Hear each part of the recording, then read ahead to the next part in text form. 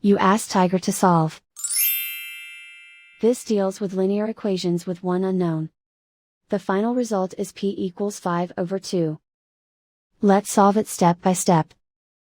Group all constants on the right side of the equation. Add 40 to both sides.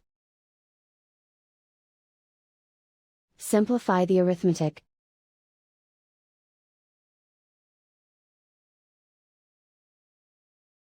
Isolate the p.